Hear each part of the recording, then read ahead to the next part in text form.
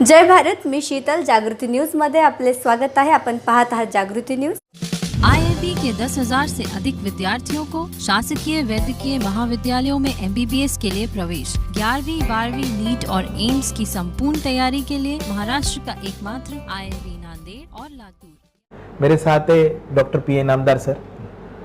दोस्तों, मैं आपसे शेयर करना चाहता हूँ कि पुणे के आजम कैंपस में जो आजम मस्जिद है उसको स्पेशली कोरोना पेशेंट के लिए क्वारंटाइन हॉस्पिटल में तब्दील किया हुआ है और 50 मेल और 50 फीमेल पेशेंट की यहाँ पे व्यवस्था आजम कैंपस की तरफ से की गई है. आज ये कोरोना वायरस के बीमारी के और बुराई के वक्त पे हम सर को याद करते क्योंकि यही अच्छाई है जो हमें कोरोना वायरस के संक्रमण से बचा सकती है. सर, आपका बहुत बहुत स्वागत. और आपने ये जो पहल किया है कि रमजान का महीना और एक मस्जिद को हॉस्पिटल में तब्दील करना, ये आपके दिमाग में कैसे आया सर? देखिए, मैंने वेद को स्टडी किया है, उपनिषद, श्रुति, स्मृति, मनुस्मृति, बाइबल, इवन जैनिज्म, इस्लाम को मैंने सबका स्टडी किया हुआ है. और 1 लाख चीज़ें अगर हम हर मज़हब की लेते हैं, हर मज़हब के अंदर क्या है? फेथ नहीं, स्वर्ग भी है, नर्क भी है. जी, बिल्कुल. मैं 1 लाख चीज़ें लिखवाता हूँ आपसे, सारे मज़हब के नाम इधर लिखे हैं. सच बोलना, हर एक मज़हब में क्या बोलता है? अच्छी चीज़, अच्छी चीज़, अच्छी चीज़. गरीबों की मदद करना, हर मज़हब बोलता है. आप जो 99% जो चीज़ें हैं वो सारे मज़हब में सेम है और उसका रिएक्शन भी सेम है. स्वर्ग में जाना है तो ये है और नर्क में जाना है तो ये चीज़ें हैं. बची हुई 1% चीज़ें हैं वो हर एक के पर्सनल फेथ को किस तरीके से डिस्प्ले करना, नमाज कैसा पढ़ना, पूजा अर्चा कैसा करना, प्रेयर कैसा करना, ये जो चीज़ें हैं उससे 1, 2, 4 एडिशनल चीज़ें हो सकती हैं. तो हमारा ये मानना है कि हमारे मुल्क में सारे धर्म मौजूद हैं. ऐसा मुल्क दुनिया में दूसरा कोई नहीं है कि हज़ारों साल से ये धर्म इस मुल्क में हैं. हमारा ये मानना है कि आज का जो वक्त है वो धर्म की बात करने का नहीं है, धर्म में बताए हुए अच्छी चीज़ों पे अमल करने का है. बहुत अच्छी बात. और जब तक अमल नहीं करोगे, आपकी बातें सुबह में बोली दोपहर में भूल जाना पड़ेगा. तो हमारे पास आज बड़ी बड़ी बातें दूसरे सब्जेक्ट के ऊपर हो रही है. तो हमारा ये कहना है वो ये वक्त वो नहीं है.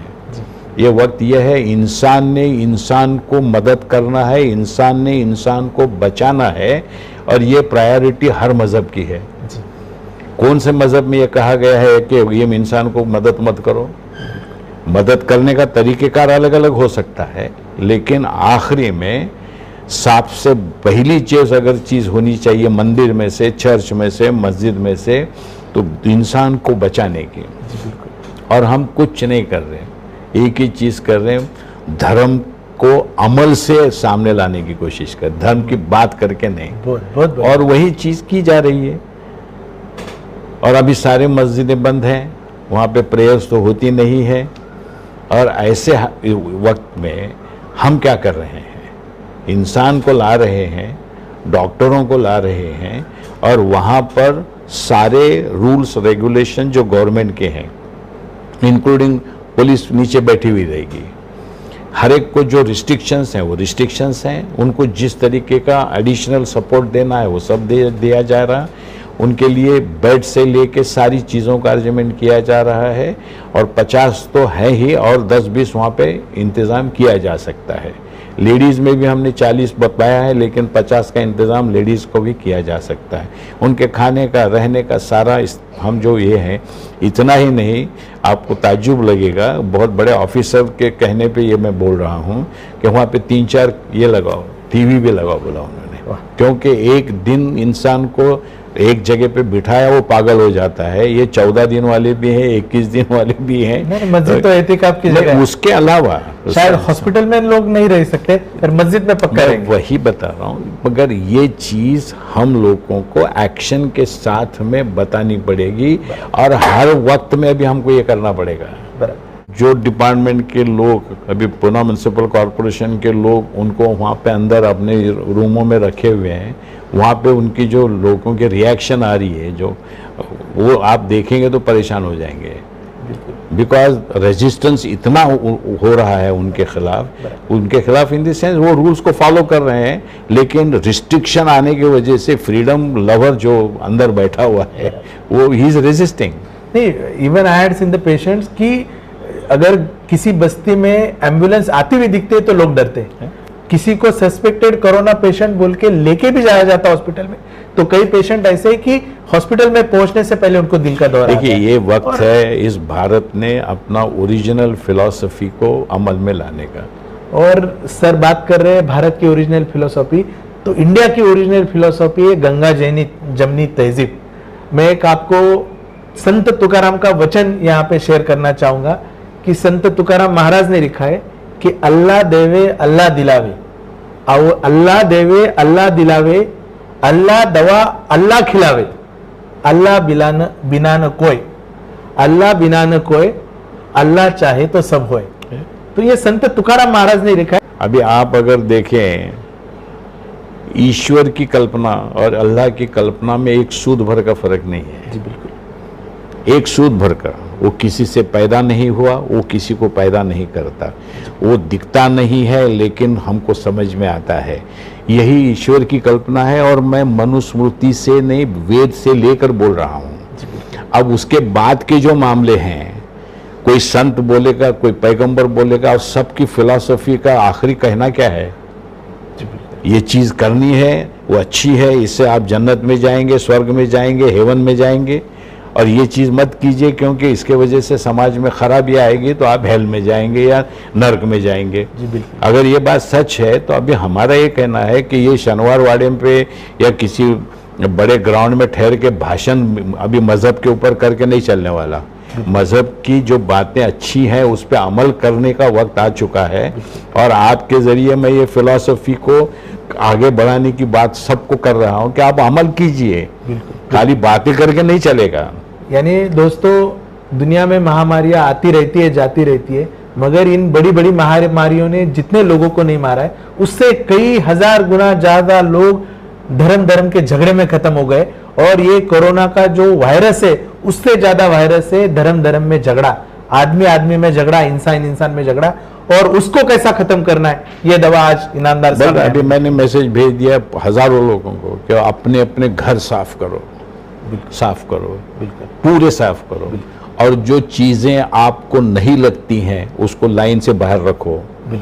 अभी 25 साल पुराने चप्पल है, रखेले है, 50 साल पुराने कपड़े हैं, रखेले हैं, बुक्स हैं, और ऐसी इतनी चीजें हैं जिसको अननेसेसरी रखा गया। हम बोलो बाहर निकालो, गरीबों को ले आके दे दो।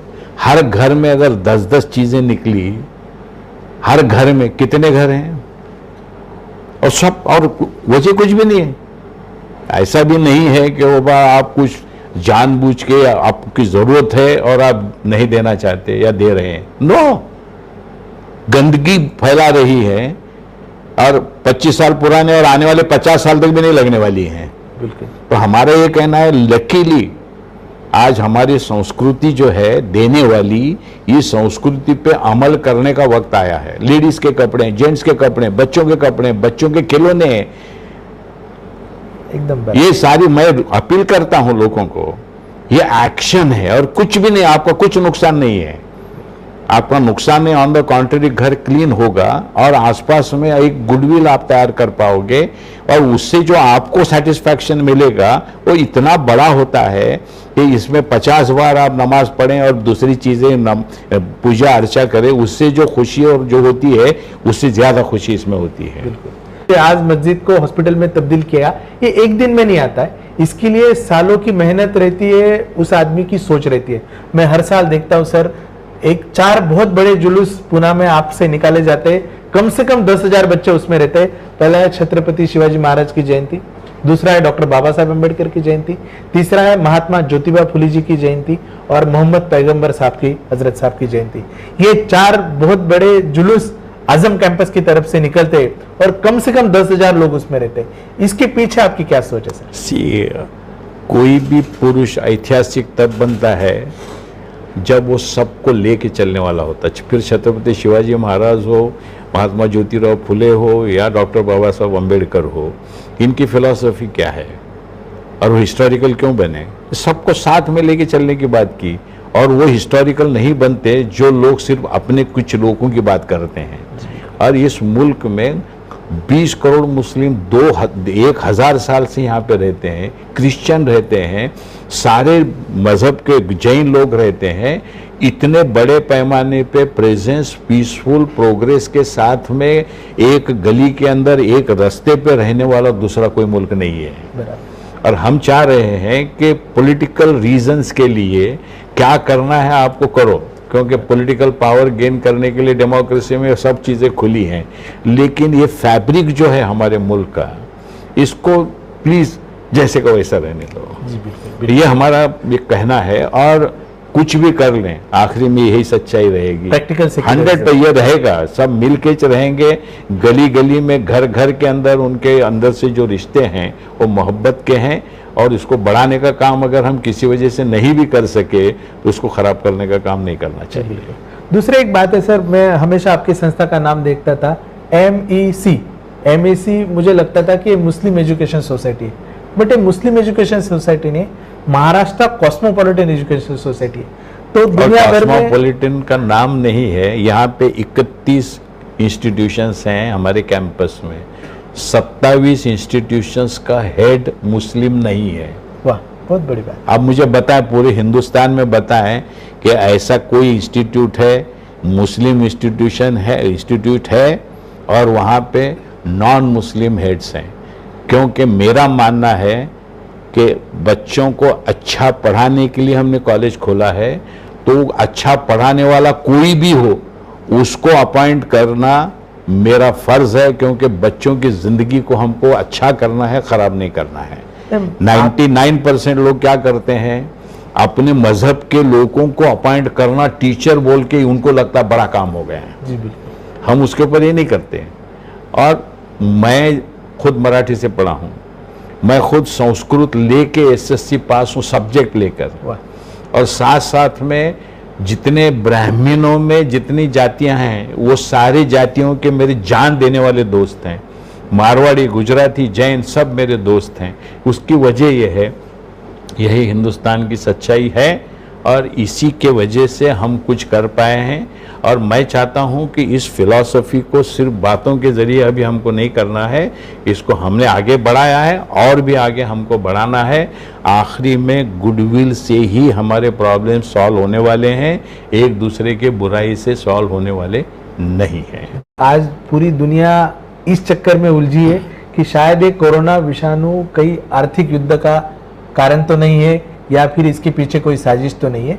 तो ये पैसा जितनी अच्छी चीज है उतनी बुरी चीज है, क्योंकि पैसा ज्यादा इंपॉर्टेंट नहीं, पैसे के पीछे सोच कौन सी है। बेसिकली इंडियंस आर बहुत एडजस्ट करने वाले, बहुत सब्र करने वाले हैं। पूरी दुनिया के अंदर इतना सब्र से काम लेने वाला दूसरा कोई गरीब हमको नहीं नजर आएगा, हिंदुस्तानी जितने हैं। तो हम चाह रहे हैं कि उनके भी सब्र को, उनके भी जो लिमिटेशंस हैं उसके आगे जाने मत दीजिए। और वो अगर करना है तो हम सब लोगों को बाहर आना पड़ेगा, सबको मदद करने के लिए और कोई उपकार करने के लिए नहीं, उसमें खुशी भी है। यानी हमारा ये कहना है, वो ड्यूटी नहीं भी बोलेंगे तो मुझे अगर खुशी का एहसास करना, हर एक को लगता है कि मैं दूसरे के लिए कुछ करूं, अभी वो बात करके नहीं चलेगा, आपको अभी आकर काम करना पड़ेगा। बिल्कुल। तो दोस्तों, ये थे PN नामदार सर। आपने देखा ये नेशन बिल्डर्स के फोटो यहाँ पे लगे। नेशन बिल्डर सिर्फ दीवारों पे नहीं लगाए जाते, अपने दिलों में बसाए जाते, फिलॉसफी और अपने खुद के जरिए ये काम किया जाता है और उसका जीता जागता सबूत PN नामदार साहब है। ये तो पूरे दुनिया के सामने एक ऐसा उदाहरण है कि एक आदमी चाहे तो किस तरीके से काम कर सकता है। और ऐसे लोग सच में महाराष्ट्र के लिए सच में भूषण है, ऐसा मैं मानता हूँ। और उनको आने वाले महाराष्ट्र दिन की बहुत बहुत कामनाएं देता हूँ। Thank you, और thank पी you. इनामदार साहब इस महाराष्ट्र का एक दिन महाराष्ट्र भूषण होए, ये you, उनको thank शुभकामनाएं you, देता हूँ और thank यहीं you, पे रुकता thank हूँ। you. जय हिंद, जय महाराष्ट्र। थँक्यू. जागृती न्यूजला आपण प्रथमच पाहत असाल तर जागृती न्यूजला शेअर, लाईक, सबस्क्राईब करा, जेणेकरून मीडियामध्ये काम करणाऱ्या लोकांना प्रोत्साहन मिळेल. आणि हो, नेहमी जागृत राहा.